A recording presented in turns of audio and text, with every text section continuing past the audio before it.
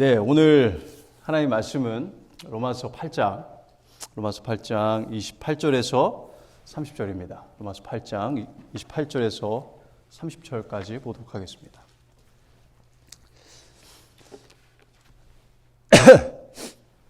자, 어떻게 이런 일이 일어날 수 있을까?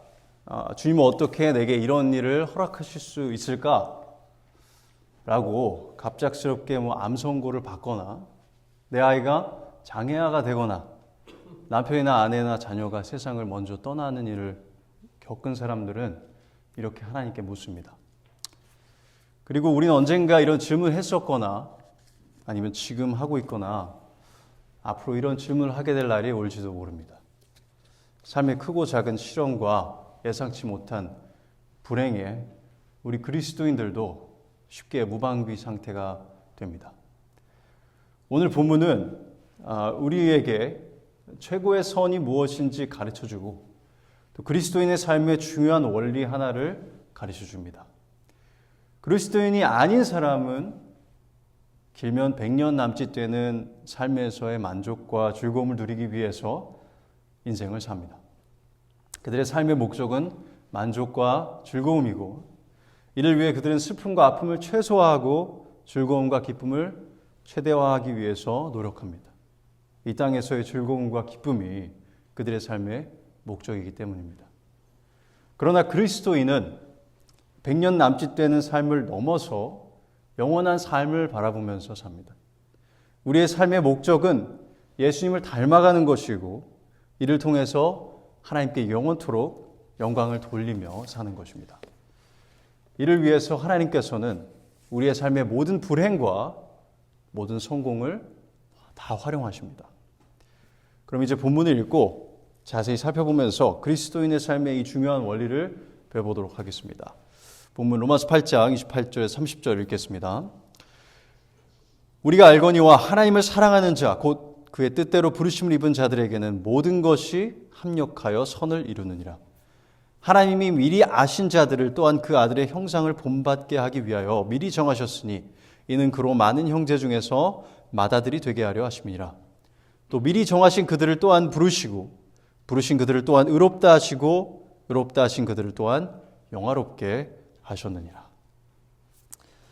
자, 28절부터 29절까지 우리가 그리스도인의 삶의 원리 하나를 배워볼 텐데요. 28절에서 바울은 그리스도인을 두 가지 표현으로 지칭을 하고 있습니다. 첫 번째는 하나님을 사랑하는 자이고요. 두 번째는 그의 뜻대로 부르심을 입은 자라고 표현을 하고 있습니다. 먼저 그리스도인은 하나님을 사랑하는 자입니다. 하나님을 믿는다고 하지만 하나님을 사랑하지 않는 사람은 그리스도인일 수 없습니다. 그럼 우리는 압니다. 하나님을 우리가 사랑할 수 있는 까닭은 그분이 우리를 먼저 사랑하셔서 자기 자신을 우리에게 내어주셨기 때문입니다. 그래서 요한일서 4장 9절에 10절 이렇게 말하죠. 하나님의 사랑이 우리에게 이렇게 나타난 바 되었으니 하나님이 자기의 독생자를 세상에 보내심은 그로 말미암아 우리를 살리려 하심이라. 사랑은 여기 있으니 우리가 하나님을 사랑한 것이 아니요 하나님이 우리를 사랑하사 우리 죄를 속하기 위하여 화목제물로 그 아들을 보내셨습니다. 이렇게 그리스도를 통해서 하나님의 사랑을 받은 우리 그리스도인은 이제 하나님을 사랑하지 않을 수가 없습니다. 그분은 너무나 사랑스러우시고 우리의 찬양과 사랑을 받으시기에 합당하신 분이시기 때문입니다. 두 번째로 본문은 그리스도인을 하나님의 뜻대로 부르심을 입은 자라고 표현을 하고 있습니다. 여기서 부르심을 입었다라는 것은 단순히 어딘가에 초대를 받아서 응할 수도 있고 응하지 않을 수도 있는 그런 부르심을, 그런 초대를 말하지 않습니다. 왜냐면요, 부르심의 주체가 누구죠? 누가 불렀죠? 하나님께서 부르셨기 때문입니다. 그래서 이것을 효과적인 부르심이라고 부르는데요.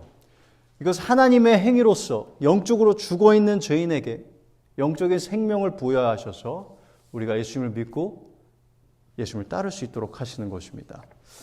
조금 더 이해를 돕기 위해서 우리가 부르심이라고 하면 신학적으로 크게 두 가지 부르심으로 구분을 하는데요.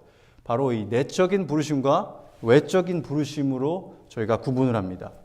외적인 부르심은 하나님의 사람들이 복음을 전할 때와 그때 회개와 믿음을 촉구하는 것을 외적인 부르심이라고 합니다. 외적인 부르심은 그래서 복음을 전하는 행위를 말하는 거죠. 그래서 우리가 복음을 전할 때 우리는 하나님의 이 외적 부르심의 도구로서의 역할을 하게 되는 것입니다. 하나님께서는 이런 외적 부르심의 과정 없이 이 내적 부르심을 이루시지 않습니다. 달리 말하면 복음을 전하는 이 복음 전도자의 노력 없이 하나님은 죄인의 마음을 변화시키는 일을 하지 않으십니다. 그래서 성경은 이렇게 복음을 전하는 자를 복된 소식을 전하는 자라고 표현하고 있는 것입니다. 10장 14절 15절이죠. 그런즉 그들이 믿지 아니한 일을 어찌 부르리요 듣지 못한 일을 어찌 믿으리요 전파하는 자가 없이 어찌 들으리요 보내심을 받지 아니하였으면 어찌 전파하리요 기록된 바 아름답도다 좋은 소식을 전한 자의 발이여 함과 같으니라. 그래서 우리가 복음을 전하는 역할을 해야 하는 것이고 그 역할이 그렇게 중요한 것입니다. 자, 그럼 그리스도인이 하나님의 뜻대로 부르심을 입은 자라는 말은 무슨 뜻일까요? 바로 우리 그리스도인들은 하나님의 뜻, 즉 우리를 죄에서 구원하시려는 그 뜻을 위해서 부르심을 받은 자라는 것입니다. 즉 하나님의 뜻을 따라 새로운 마음을 부여받은 영적인 생명을 부여받은 존재들이다라는 것입니다. 자, 그래서 이제 정리해 보면 그리스도인은 하나님의 사랑을 받아서 그분을 사랑하는 자들이고 하나님의 이 내적 부르심으로 새로운 마음을 부여받아 영적으로 살아있게 된 자들입니다. 자, 이제 이런 그리스도인의 삶에 아주 중요한 원리를 28절 후반부는 말하고 있습니다. 다시 한번 읽어볼까요?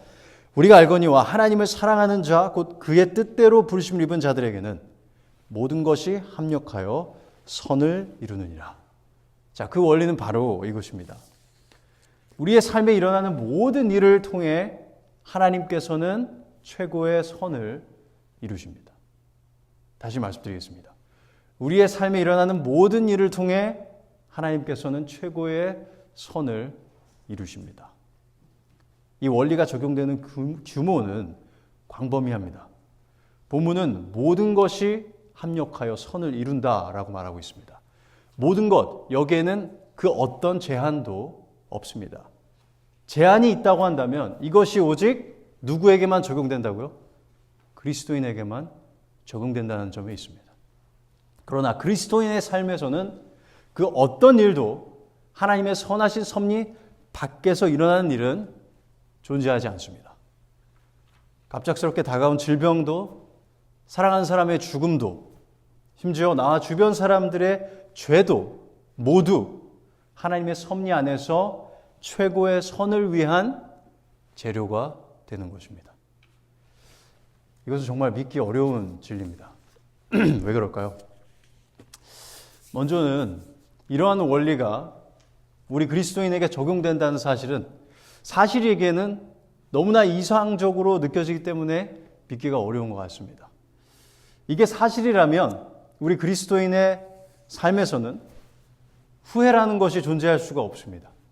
또 우리는 모든 것이 하나님의 주권 안에 이루어지기 때문에 미래를 걱정하지 않아도 된다라는 논리가 성립이 됩니다. 우리는 지난날의 죄악을 회개하고 슬퍼해야 하지만 그것으로 계속 전전긍긍하고 앉아있을 것이 아니라 하나님의 섭리를 믿고 앞으로 나아갈 수 있습니다. 우리의 삶의 모든 영역을 하나님께서 친히 간섭하고 계신다는 것이기 때문에 미래의 직장이나 노후나 국가의 미래도 걱정할 필요가 없습니다. 그저 우리가 해야 할 일을 충실히 수행하고 하나님의 말씀에 순종하며 살면 됩니다. 두 번째로 이 진리가 믿기 어려운 이유는요. 실제로 다른 사람이 아니라 내가 너무나 큰 고난을 맞이하게 되면 이 고난이 정말 선을 위한 재료가 되는지 의심이 되기 때문에 그렇습니다. 팀 찰리스라는 미국의 개혁주의 침례교 목사님은 2022년 11월에 20살이 된 자신의 아들 닉 찰리스의 죽음을 맞이하게 됩니다. 그의 아들은요, 약혼을 했었고 목회자의 길을 가려고 준비를 하고 있었는데 그만 갑자기 이유 없이 죽게 됩니다. 그래서 그는 그 아들을 그리워하면서 그 어두운 골짜기를 지나면서 책을 하나 썼는데 Seasons of Sorrow, The Pain of Loss and the Comfort of God 이라는 책을 발간을 했습니다. 여러분 20살이 된 아들이 이제 삶을 힘차게 살아나갈 그 나이에 죽음을 맞이하게 된다면 그것을 하나님의 선하신 계획의 재료다라고 쉽게 말할 수 있는 부모가 있겠습니까? 그 상황 자체만을 본다면 우리는 절대 그것이 선한 계획에서 이루어진 일이다라고 생각하지 못할 것입니다. 팀 찰리스 목사님은 그의 블로그에 자신과 아내를 대변해서 이렇게 썼습니다. 인용합니다. 우리는 우리 아들을 주신 하나님의 주권과 선하심을 의심한 적이 없습니다. 그러나 우리는 지금 우리 아들을 데려가신 하나님의 주권과 선하심을 의심하지 않기 위해 싸우고 있습니다. 우리 아들은 우리가 기쁨과 감사, 찬송으로 받은 선물이었습니다. 그는 그러나 이제 우리가 고통과 슬픔을 안고 돌려보내는 선물입니다. 그러나 우리는 할 수 있는 한 그의 죽음이 선하신 하나님의 선한 주권의 표현이라는 확신을 가지고 그를 놓아주고 있습니다. 하나님은 그가 기뻐하시는 모든 것을 행하시고 그가 기뻐하시는 모든 것은 선한 것입니다. 우리에게 아들을 주셨을 때 우리가 하나님을 축복했듯이 우리에게서 데려가실 때에도 하나님을 축복할 것입니다. 그 부모의 마음에 얼마나 깊은 고뇌가 있었을지 사실 상상도 되지가 않습니다. 그러나 팀 찰리스 목사님은 하나님의 선하심을 믿었고 하나님께서 이 일을 통해서도 선을 이루신다라는 것을 믿었습니다. 믿기 위해 최선을 다했습니다. 그래서 여러분, 우리의 삶에 일어나는 모든 일을 통해서 하나님께서는 최고의 선을 이루십니다. 오늘 본문은 이것이 아무리 믿기 어려운 진리라고 할지라도 확신을 가지고 믿기를 요구하고 있습니다. 우리의 삶에 일어나는 일들 중에 하나님의 실수로 생긴 일은 없습니다. 모두 의미가 있고 이유가 있습니다. 지금 우리가 그렇게 느끼지 못하거나 지금 우리가 그 이유를 알지 못해도 그렇습니다. 그래서 우리 그리스도인의 삶에는 우연이라는 것이 없습니다. 모두 하나님의 섭리 안에서 그분의 선하신 계획 안에서 분명한 목적을 위해 이루어지는 일들입니다. 그렇다면 이 선을 이룬다 해서 이 최고의 선, 그것은 무엇을 말하는 것일까요? 자, 간혹 로마서 8장 28절을 문맥에서 뚝 잘라서 하나님께서 내가 원하는 그 선, 즉 내가 소위 말해서 잘 먹고 잘 사는 것을 위해서 모든 것을 활용하신다라고 가르치는 분들이 계십니다. 우주가 나를 위해서 돌고 있다. 그런 가르침도 있는데요. 물론 하나님께서 자신의 자녀들이 못 먹고 못 살기를 간절히 바라시는 것은 아닙니다. 그러나 우리가 이 땅에서 이 짧은 시간 동안 성공하고 건강하게 행복하게 사는 것이 하나님이 생각하시는 궁극적인 선은 아닙니다. 만약 그랬다면 욥도, 요셉도, 예수님도 그리고 수많은 그리스도인들도 궁극적인 선을 이루지 못했다라고 말해야 할 것입니다. 그러나 우리는 압니다. 그들 모두의 고난을 통해서 하나님께서 결국 선을 이루셨다는 것을 우리는 알고 있습니다. 하나님께서 생각하시는 선은 바로 다음 구절 29절을 보면 그 정의를 알아낼 수 있습니다. 한번 29절 읽어볼까요? 하나님이 미리 아신 자들을 또한 그 아들의 형상을 본받게 하기 위하여 미리 정하셨으니 이는 그로 많은 형제 중에서 맏아들이 되게 하려 하심이니라. 자, 여기 29절을 보면 하나님께서 그리스도인들을 택하신 이유가 나와 있습니다. 그것은 그 아들의 형상을 본받게 하기 위함이고 이를 통해 예수님께서 많은 형제들 중 맏아들이 되게 하기 위함입니다. 바로 여기에 이 최고의 선이 무엇인지에 대한 답이 나와 있습니다. 최고의 선은 우리 그리스도인들이 예수 그리스도를 닮아가는 것이고 이를 통해서 예수님께 그래서 삼위일체 하나님께 영광을 돌리는 것입니다. 그렇다면 하나님의 아들의 형상을 담는다는 것이 무엇인지 그리고 예수님께서 맏아들이 되게 하신다는 것이 무슨 뜻인지 차례로 살펴보겠습니다. 차례대로. 자, 우리가 종종 그리스도를 닮아가자라는 말을 하는데 이때 우리는 무엇을 말하는 것이죠? 예수님의 이 성품을 닮아가자라고 말하는 것입니다. 겸손하신 예수님처럼 겸손해지고 사랑이신 예수님처럼 사랑하는 사람이 되고 예수님처럼 은혜롭고 자비롭고 신실하며 정의로우며 화평을 이루며 오래 참으며 절제하며 온유한 사람이 되는 것입니다. 그리고 이것을 우리는 이 성화라는 신학적인 용어를 사용해서 정의를 합니다. 그렇다면 아들의 형상을 닮는다는 것은 성화되어가는 것을, 즉 우리의 속사람이 예수님을 닮아가는 것을 의미하는 것일까요? 맞습니다. 맞는데 우리는 우리의 속사람의 변화와 동시에 우리의 겉사람의 변화도 생각을 해야 됩니다.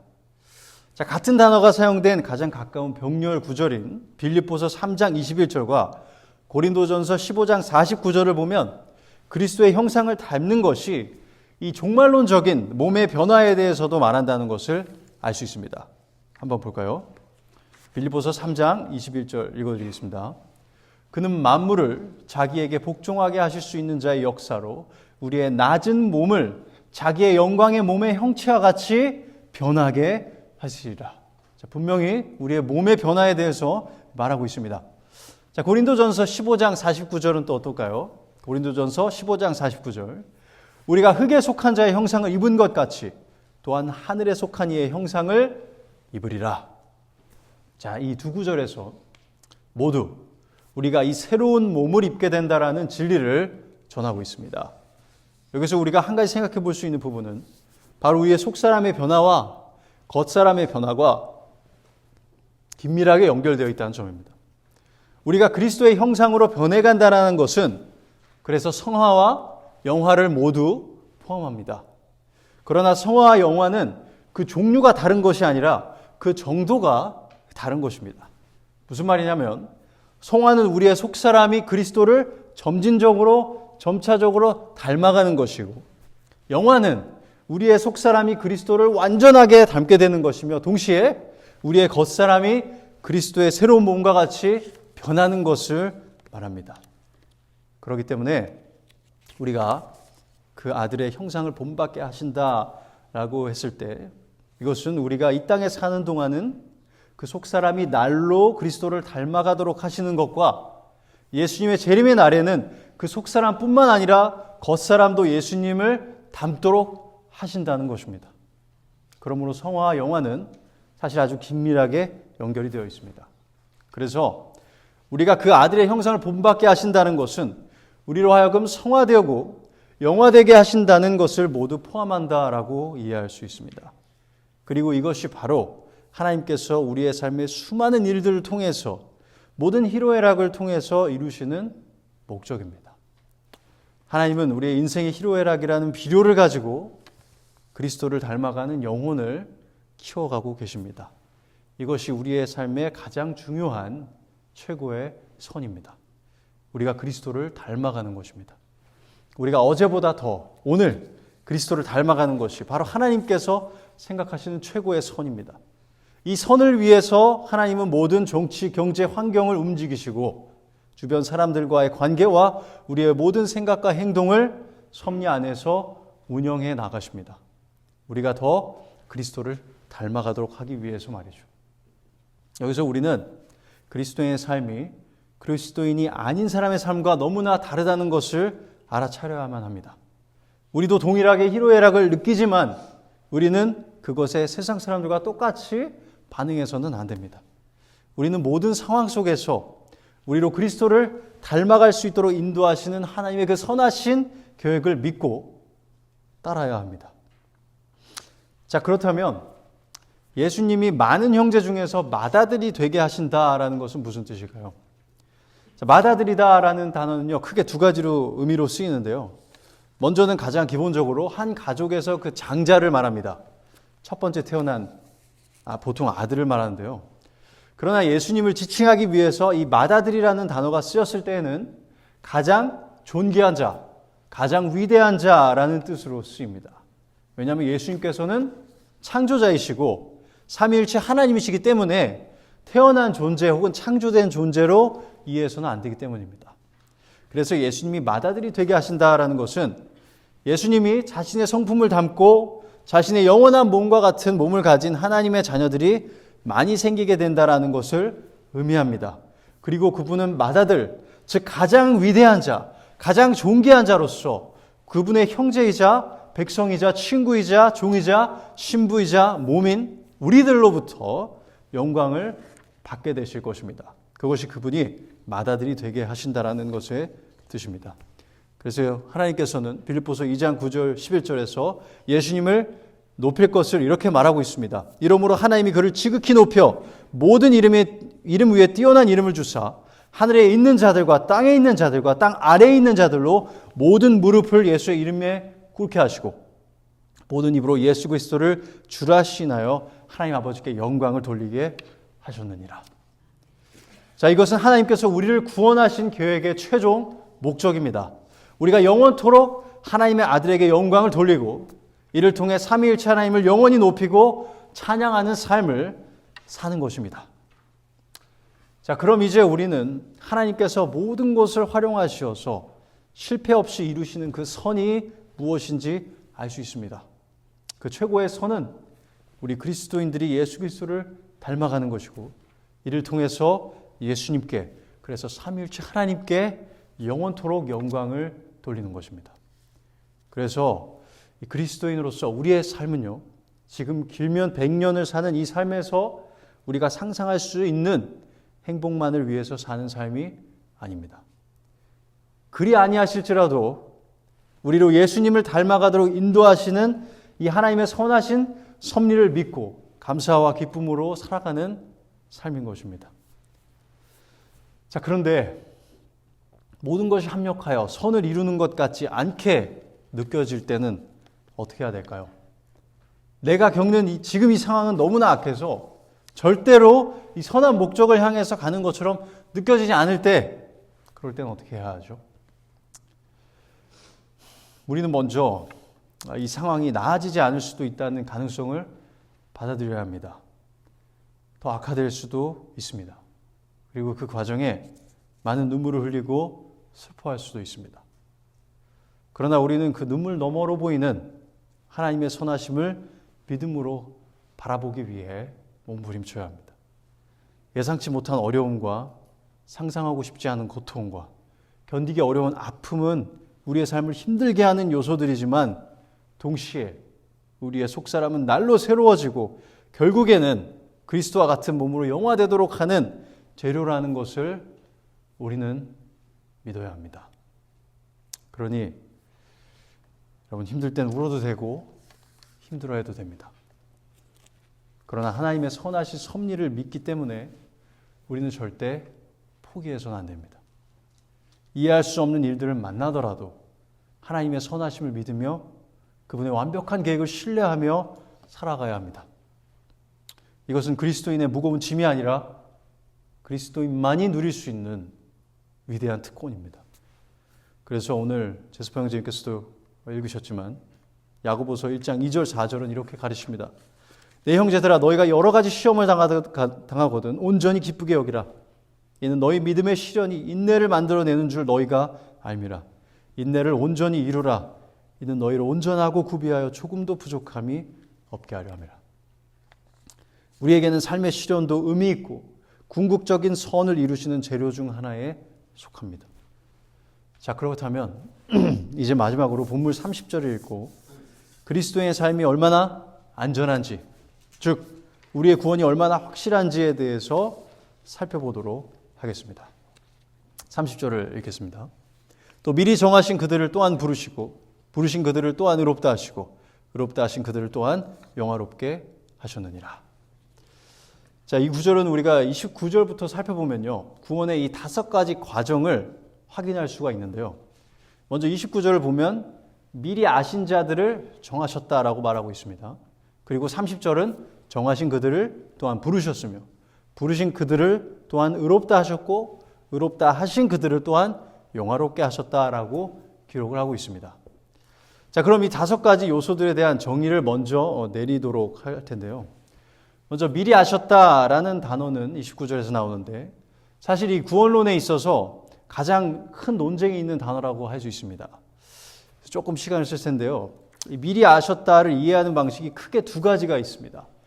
저희가 이 교회 역사를 살펴보면 4세기의 성 어거스틴과 팔레기우스의 논쟁으로 시작해서 16세기 마틴 루터와 에라스무스, 존 칼빈과 아르미니우스, 그리고 18세기 조지 휘트필드와 존 웨슬레의 논쟁으로 이어졌고 지금도 칼뱅주의와 알미니안주의로 이 논쟁이 계속되고 있습니다.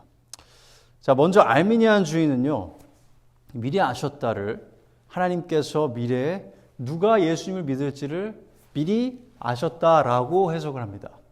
그러니까 딱 보니까 이 영숙이는 빌리그램 이 선교 집회 때 예수님을 믿었구나. 그러니까 그걸 보고 영숙이 너는 딱 오케이. 영숙이는 이제 구원을 위해서 확정했다는 거죠. 근데 영철이는 멍청하게 아무것도 안 하고 있으니까 영철이는 저기 선택 안 해야겠다. 이렇게 이제 이해를 하는 거죠. 자, 왜 이런 해석을 하게 될까요?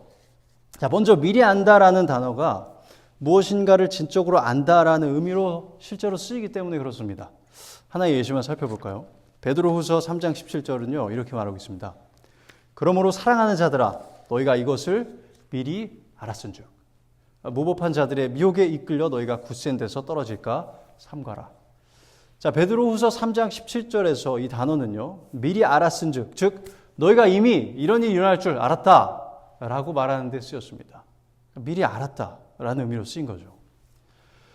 자, 그래서 이런 해석을 할 수 있는데 또 이런 해석을 하는 더 중요한 이유가 있습니다. 그것은 이 인간의 이 자유의지를 지키기 위함입니다. 자유의지를 지킨다는 것은 누가 구원을 받느냐에 대한 여부가 사람에게 있어야만, 사람의 자유의지에게 있어야만 하나님께서 후에 복음을 거절한 죄인들을 심판하실 수 있는 정당성이 주어진다라고 생각하는 데서 비롯됩니다. 쉽게 말하면 영숙이는 믿었는데 영철이는 믿지 않은 겁니다. 그러면 영철이가 구원 못 받은 책임 누구에게 있습니까? 영철이에게 있죠. 그런데 만약에 영철이가 예수를 믿지 않은 것이 하나님께서 택하지 않으셨기 때문이라고 한다면 영철이에게 책임을 물을 수 없다라고 알미니안주의자는 생각을 하는 것입니다. 자, 그 논리가 이해가 되시죠? 자, 또 다른 중요한 이유는요, 하나님의 이 택하시는 역사가 사람의 믿음에 달려있지 않다면 설교자로서 죄인들에게 열정적으로 회개를 촉구하고 믿음을 촉구할 필요가 없어진다라고 생각하는 것입니다. 그러니까 예를 들면, 아니 어차피 구원받을 사람이 정해져 있고 정해진 사람이 당연히 구원을 받는 것이면 굳이 내가 복음을 전할 필요가 없겠다라고 생각할 수 있다라는 거죠. 그래서 제가 팔리기우스는 제외를 하겠습니다. 왜냐하면 팔리기우스는 저기 이단이기 때문에. 그러나 이제 에라스무스는 좀 애매하지만 알미니우스 그리고 존 웨슬리와 같은 사람들이 이 미리 아셨다라는 단어를 누가 믿을지를 예수님 하나님께서 미리 아셨다라고 이해하는 이유가 이렇게 크게 두 가지가 있을 수 있습니다. 자, 그래서 이들의 이론을 뭐라고 부르냐면 이 예정론이라고 부릅니다. 그러니까 미리 누가 믿을지를 예지하시고 영원한 구원으로 예정하셨다, 택정하셨다라는 뜻입니다. 자, 여기까지 이해가 되시죠? 자, 그렇다면 이에 맞서는 해석은 무엇일까요? 두 번째 해석은 미리 아셨다를 그 사람을 미리 사랑하셨다라는 뜻으로 해석합니다. 이와 같은 해석은 특별히 구약을 번역한 이 70인경에서 그 의미가 두드러지는데요. 가장 확고한 예시를 하나만 들어드리면 아모스서 3장 2절을 들어드릴 수 있습니다. 자, 아모스서 3장 2절에서 이스라엘을 향해서 하나님께서 이렇게 말씀하고 계십니다. 내가 땅의 모든 족속 가운데 너희, 이스라엘 너희만을 알았나니 그러므로 내가 너희 모든 죄악을 너희에게 보응하리라 하셨나니. 자, 여기서 알았나니라는 단어에 주목할 텐데요. 자, 전지하신 하나님께서 모든 족속 가운데 이스라엘만을 지적으로 아셨다라고 한다면 그게 말이 될까요? 말이 되지 않습니다. 이건 흡사 제가 자녀 4명 중에 한 명에게 내가 별이 너를 알았나니 라고 하는 게 그랑 비슷한 거죠. 그죠? 제가 자녀가 4명인데 어떻게 한 명만 알 수 있겠습니까? 다 알죠. 자, 그렇다면 하나님이 이스라엘만을 알았다라고 말씀하셨을 때 그 알았다의 뜻은 무엇일까요? 그것은 바로 개인적으로 내가 너를 사랑했다, 너를 택했다, 너를 거룩하게 구별했다라는 뜻으로 쓰인 것입니다. 모든 나라의 백성들을 지적으로 당연히 알고 계시지만 하나님이 사랑하시고 택하신 백성은 이스라엘 뿐이다라는 것입니다. 자, 이와 같이 하나님께서 이스라엘을 만 백성 중에서 택하신 것은 하나님께서 수많은 사람들 중에서 특정한 사람들만을 그리스도인이 되도록 택하신 것과도 일맥상통합니다. 자, 그래서 하나님이 미리 아셨다라는 것은 우리가 믿을지 안 믿을지를 아셨다라는 뜻보다는 우리를 사랑하셨다, 우리를 그분의 자유의지로 택하셨다라는 뜻으로 이해를 하는 것입니다. 자, 왜 이렇게 해석을 하는 것일까요? 자, 먼저 하나님이 누군가를 택하시는 기준이 그 사람의 행위가 아니라 하나님의 뜻에 있다고 믿기 때문입니다. 자, 왜 하나님께서 에서는 미워하시고 야곱은 사랑하셨는지에 대해서 바울은 로마서 9장 11절 그리고 15절 7절에서 18절에서 이렇게 말하고 있는데요. 제가 읽어드리겠습니다. 로마서 9장 11절. 그 자식들이 아직 나지도 아니하고 무슨 선이나 악을 행하지 아니한 때에 택하심을 따라 되는 하나님의 뜻이 행위로 말미암지 않고 오직 부르시는 이로 말미암아 서게 하려 하사. 자, 15절 건너뛰어서 읽겠습니다. 모세에게 이르시되 내가 긍휼히 여길 자를 긍휼히 여기고 불쌍히 여길 자를 불쌍히 여기리라 하셨으니 그런즉 원하는 자로 말미암음도 아니요 다른 박질하는 자로 말미암음도 아니요 오직 긍휼히 여기시는 하나님으로 말미암음이니라. 성경이 바로에게 이르시되 내가 이 일을 위하여 너를 세웠으니 곧 너로 말미암아 내 능력을 보이고 내 이름이 온 땅에 전파되게 하려 함이라 하셨으니 그런즉 하나님께서 하고자 하시는 자를 긍휼히 여기시고 하고자 하시는 자를 완악하게 하시느니라. 자, 이 말씀을 읽고 나서 하나님께서 야곱을 택하신 것은 야곱이 후에 죄를 회개하고 하나님을 믿어서 그런 거야 라고 말할 수 있는 거리가 이 본문에 있나요? 그것보다는 하나님의 뜻으로 인해 하나님으로 말미암아 하나님이 하고자 하시는 뜻에 따라 야곱을 사랑하셨다라고 가르치고 있는 것을 볼 수 있습니다. 그리고 우리가 야곱의 삶을 봐서 알지만 야곱이 그렇게 좋은 사람은 아니었습니다. 그렇죠? 그래서 야곱이 참 좋은 사람이라서 선택했다라는 논리도 적용이 되지가 않습니다. 자, 그래서 어거스틴과 마틴 루터, 존 칼빈과 조지 휘트필드가 이런 이중 예정론을 가르친 것입니다. 그들은 구원은 오직 하나님으로부터 나고 심지어 우리의 믿음 또한 하나님의 선물이라고 가르쳤습니다. 그리고 에베소서는 이러한 그들의 생각이 성경의 가르침이라는 것을 뒷받침합니다. 에베소서 2장 8절을 제가 읽어드리겠습니다. 에베소서 2장 8절. 너희는 그 은혜에 의하여 믿음으로 말미암아 구원을 받았으니 이것은 너희에게서 난 것이 아니요 하나님의 선물이라. 그래서 이 믿음도 하나님의 선물이지 우리에게서 난 것이 아닙니다. 자, 우리가 예수님을 믿으라는 이 외적 부르심을 듣지만 그리고 우리의 의지로 당연히 반응하지만 우리가 믿을 수 있는 이유는 하나님께서 우리의 마음을 바꾸어 주셔서 죽어있던 영혼을 살려주셔서 가능한 것입니다.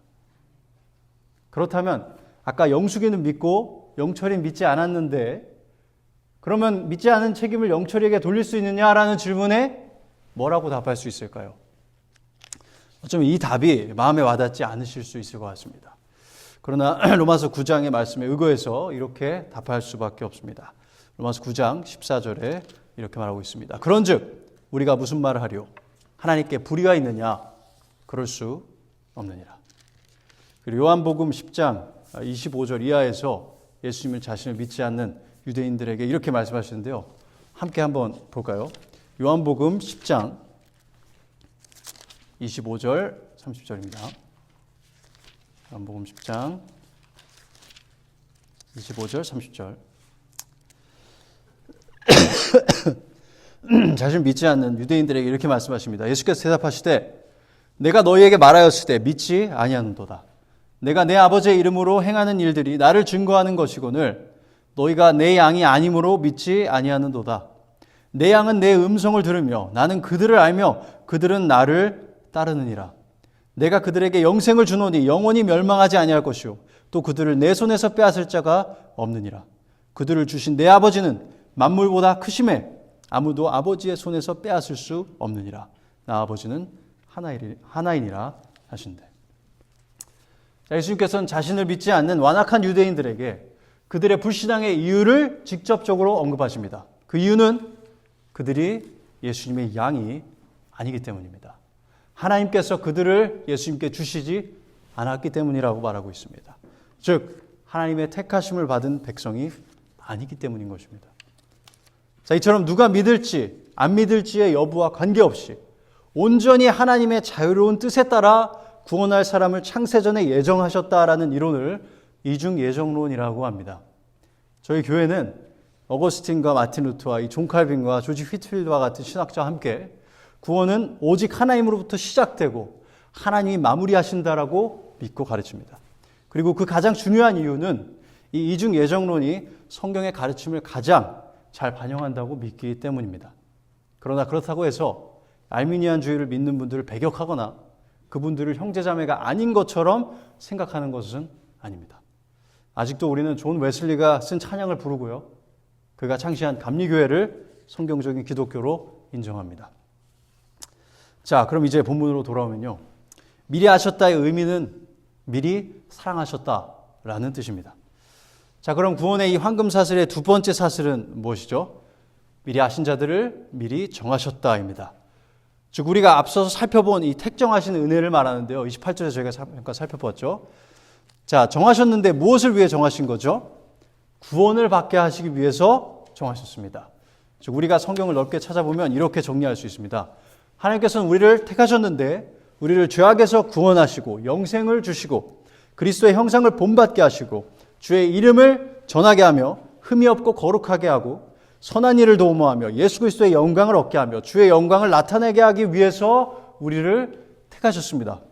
그리고 이와 같은 선택을 언제 하셨냐면 바로 창세 전에 하셨습니다.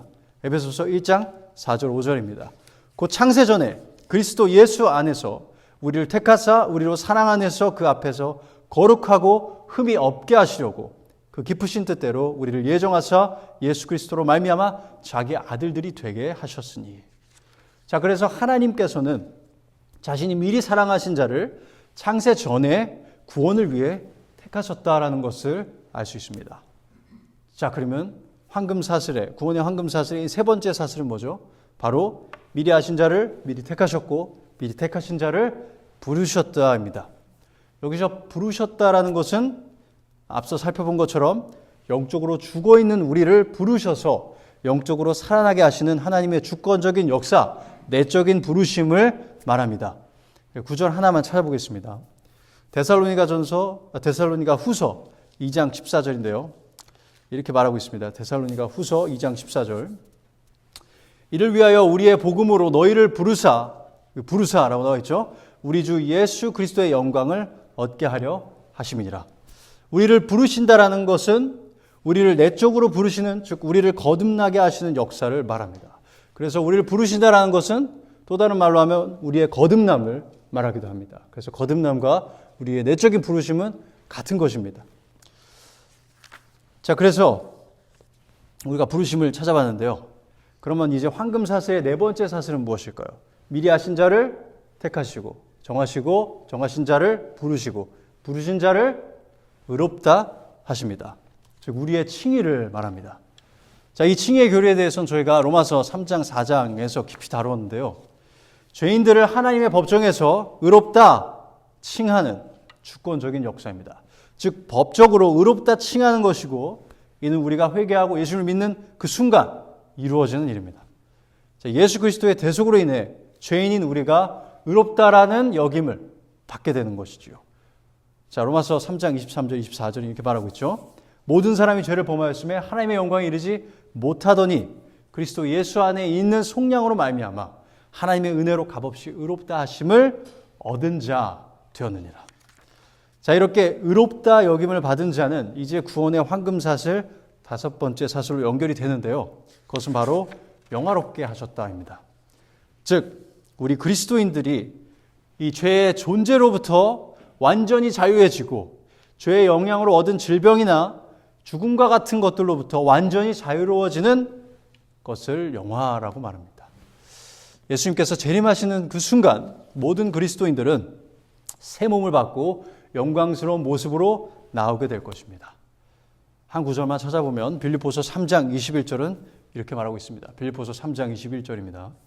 그는 만물을 자기에게 복종하게 하실 수 있는 자의 역사로 우리의 낮은 몸을 자기 영광의 몸의 형체와 같이 변하게 하시리라. 그런 날이 분명히 올 것입니다. 자, 이렇게 5가지 구원의 황금사슬에 대해 정의를 해보았는데요. 이제 오늘 본문이 특별히 우리에게 강조하는 부분이 무엇인지 알아보겠습니다. 이 본문에서 특이한 점은요, 30절의 모든 동사가 한국어에서는 분명하지 않지만 다 과거형으로 쓰였다는 것입니다. 정하셨고 부르셨고 의롭다 하셨고 영화롭게 하셨다라고 과거형으로 말하고 있습니다. 자, 우리를 미리 아시고 사랑하셨다라는 것, 그리고 우리를 구원하시기로 작정하셨다라는 것은 우리가 당연히 과거에 그리고 창세전에 이루어진 일이라는 것을 쉽게 받아들일 수가 있습니다. 자, 그런데 아직 구원받지 않은 사람의 입장에서 보면 우리를 부르시고 의롭다 칭하신 것은 과거에 이루어진 일이 아니라 아직 오지 않은 미래의 일입니다. 그리고 무엇보다 영화롭게 되는 것은 모든 그리스도인의 입장에서도 다 미래의 일입니다. 그렇다면 바울이 이러한 사실 간과해서 이렇게 모든 과정을 과거형으로 쓴 것일까요? 물론 그렇지는 않을 것입니다. 왜냐하면 바울은 다른 말씀들에서 영화에 대해 미래형으로 쓰고 있기 때문이고요. 그는 영화는 이 미래에 다가온 사건이란 것을 누구보다 잘 알고 있었습니다. 자, 그렇다면 바울이 이 모든 과정을 과거형으로 쓴 이유는 무엇일까요? 네, 그 이유는요, 이 모든 일들이 하나님의 시점에서 보았을 때는 이미 이루어졌다라고 말할 수 있을 정도로 확실한 일들이라는 것입니다. 미리 사랑하시고 택하기는 했는데 칭의가 될지 아니면 영화가 될지 안 될지 모르는 그런 긴가민가한 불확실한 일들이 아니라는 것입니다. 하나님께서 미리 알고 사랑하셔서 선택한 모든 사람들은 하나님의 시간표에 따라 부르심을 받게 되고 의롭다 칭함을 받게 되고 영원히 죄의 존재로부터 자유로운 몸과 마음을 가지게 될 것입니다. 그리고 점을 딱 찍은 것입니다. 하나님께서는 자신이 선하다고 생각하시는 그 최고의 선을 위해서 우리를 인도하십니다. 그리고 그분의 인도는 확실합니다. 끊어지지가 않습니다. 그리고 우리는 시편 23편을 통해서 그분의 그 손길이 매우 부드러우며 친밀하다라는 것을 알 수 있습니다. 하나님은 선한 목자로서 우리의 삶을 인도하십니다. 이 나그네 순례길을 잘 통과하여서 그리스도를 닮아가고 영원토록 하나님의 자녀로서 살아가도록 끝까지 포기하지 않고 그 영화의 순간까지 인도하신다는 것입니다. 그 누구도 이 구원의 황금사슬을 부수지 못합니다. 하나님께서 택하신 자를 하나님께서 반드시 영화롭게 하시기 때문입니다. 그러니 이 진리는 우리 그리스도인들로 하여금 참된 안도감을 누리도록 해줍니다. 세상에서는 경험할 수 없는 안도감입니다. 우리는 혹시 하나님이 시작만 하고 끝은 내지 않으면 어떡하지? 라고 걱정할 필요가 없습니다. 하나님께서는 자신 시작하신 일을 반드시 마무리하시기 때문입니다. 이제 말씀을 마치겠습니다. 오늘 우리는 한 해를 이제 마무리하면서 그리스도인의 삶의 이 중요한 원리를 배웠습니다. 그것은 우리에게 일어났고 우리가 마주하고 있고 우리가 만나게 될 모든 일들이 다 하나님의 섭리 안에서 아름답게 조화를 이루어 선을 이루게 된다라는 원리입니다. 그리고 거기에 더해서 우리를 택하신 하나님께서 반드시 우리의 최고의 선, 즉 우리의 성화와 영화를 이루시게 될 것이란 확신도 얻게 되었습니다. 그래서 여러분, 우리는 과거에 후회되는 일들로 더 이상 전전긍긍하면서 가슴을 치며 아파할 필요가 없습니다. 죄는 회개해야 하지만 후회는 할 필요가 없습니다. 죄를 지은 것을 자랑하는 것은 절대 안 되지만 하나님의 계획 안에서 그 일 또한 최고의 선을 위한 도구로 사용되었다는 것을 우리는 믿기 때문입니다. 그리고 이제는 미래에 다가오는 어려움으로 인해서도 두려워하며 걱정하지 않아도 됩니다. 계획은 세우고 열심히 노력하며 하나님의 말씀에 따라 살아야 하지만 걱정은 할 필요가 없습니다. 어떤 일이 닥치더라도 하나님의 선하신 계획 안에서 모든 일들이 우리로 하여금 더 예수님을 닮아가도록 인도한다는 것을 우리가 믿기 때문입니다. 자신의 아들을 내어주기까지 우리를 사랑하시고 택하신 우리를 끝까지 영화롭게 하시는 하나님을 두고 혹시 아직도 예수를 믿지 않고 죄를 끌어안고 사시는 분이 계십니까? 부디 오늘 하나님께 지은 죄를 회개하시고 예수님을 여러분의 구주로 믿고 그분을 따르시길 바랍니다. 그래서 우리 모두, 정말 여기 모인 우리 모두가 천국에서 희낙낙거리면서 살 수 있으면 좋겠습니다. 아, 역시 하나님은 하나도 낭비하지 않으셨어 라고 말하면서 말이죠.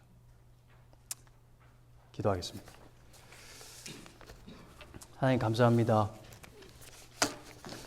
저희는 하나님의 사랑을 받을 자격이 없습니다.